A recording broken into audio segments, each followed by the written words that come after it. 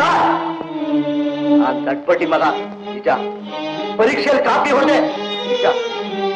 ಆದ್ರೆ ಕಾಲೇಜಿಗೆ ಬರೋ ಹೆಣ್ಮಕ್ಳಿಗೆಲ್ಲ ಕಣ್ಣು ಹೊಡೆಯುವಷ್ಟು ಕೆಟ್ಪಟ್ಟಿ ಮಗ ಅಲ್ಲ ಸರ್.